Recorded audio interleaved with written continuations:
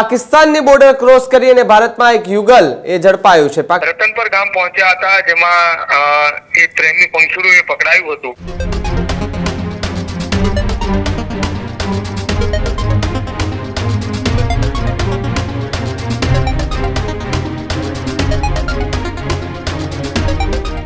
આવી રહ્યા છે કે જ્યાં ભારત અને પાકિસ્તાનની સરહદથી એક પાકિસ્તાની યુગલ ઝડપાયું છે। રાપર નજીક તપાસ દરમિયાન એક પાકિસ્તાની યુગલ ઝડપાયો હોવાના સમાચાર જે છે તે મળી રહ્યા છે। સાથે જ કચ્છની નજીક જે પાકિસ્તાની બોર્ડર આવેલી છે તે ત્યાંથી પાકિસ્તાનની બોર્ડર ક્રોસ કરી અને ભારતમાં એક યુગલ એ ઝડપાયું છે। પાકિસ્તાન અને ભારતની સરહદે રાપર નજીકથી એક યુગલ જે છે તે હાલ ઝડપાયું છે। પોલીસે એમની પૂછપરછ જે છે તે કરવામાં આવી રહી છે। રાપર તાલુકાના ખડીર બેટ પાસેથી આ યુગલ ઝડપાયું છે। બીએસએફની ટીમે બાલાસર પોલીસ મથકની હદમાંથી યુગલને ઝડપી પાડ્યું છે। ઝડપાયેલા બંને યુગલો પાકિસ્તાનના સિંધના મીઠી પ્રાંતના રહેવાસી હોવાનો ખુલાસો થઈ રહ્યો છે। યુવક પોટન નથુ અને યુવતી ગૌરી ઉર્ફે ગુલાબ મુંગરીઓ એ બંનેની અત્યારે હાલ પોલીસ પૂછપરછ કરી રહી છે। બીએસએફની ટીમ બાલાસર પોલીસ મથકે બંને સુપ્રત કરી અને ત્યાંથી હાલ એ પૂછપરછ જે છે તે કરવામાં આવી રહી છે। પ્રદીપ મારી સાથે જોડાય છે। પ્રદીપ, ભારત અને પાકિસ્તાનની સરહદ કચ્છ નજીકથી એક પાકિસ્તાની યુગલ ઝડપાયું છે, શું વધુ વિગતો મળી રહી છે, શું પૂછપરછ? બિલકુલ ભાવિક, કચ્છની સંવેદનશીલ ગણાતો રણ સરહદ વિસ્તારે આવેલો છે કચ્છની અંદર, અને અવારનવાર અજીબોગરીબ કિસ્સાઓ એ કચ્છની અંદરથી સામે આવતા હોય છે। આજથી લગભગ 1.5 મહિના પહેલા પણ એક એવો કિસ્સો સામે આવ્યો હતો કે જ્યાં પાકિસ્તાનના લશ્કરીથી ભારતની સીમા ઓળંગીને રતનપર ગામ પહોંચ્યા હતા, જેમાં એ પ્રેમી પંખીડું પકડાયું હતું। ત્યારબાદ 1.5 મહિના બાદ ફરી એક વખત પાકિસ્તાનના મીઠીથી ભારતની સરહદમાં ઘૂસણ કરનાર વધુ એક યુગલ પોપટ અને ગોરી જે છે તેની અટકાયત બીએસએફના જવાનોએ કરી છે।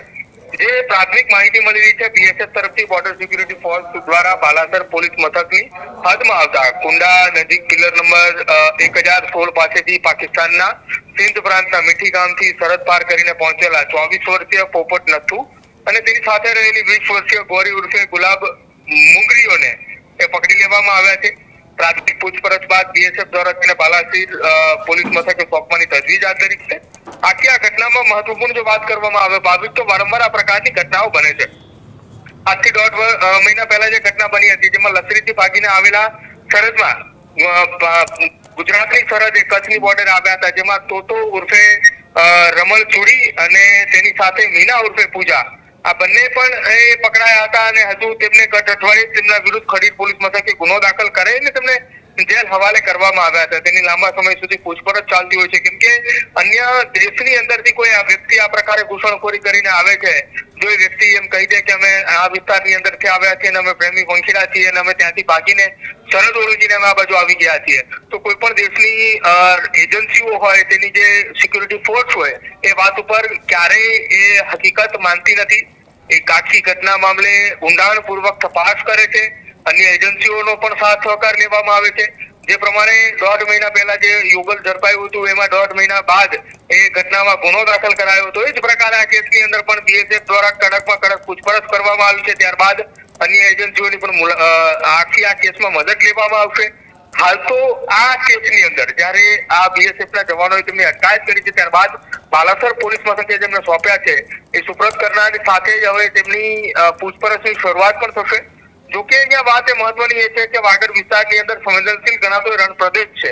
અવારનવાર આ વિસ્તારની અંદરથી અનેક કિસ્સાઓ સામે આવે છે, જે ભૂતકાળમાં પણ પાકિસ્તાનમાં રહેતા અનેક પ્રેમિકાને મળવા ભારતીય યુવક સરહદ સુધી પહોંચી ચુક્યા છે।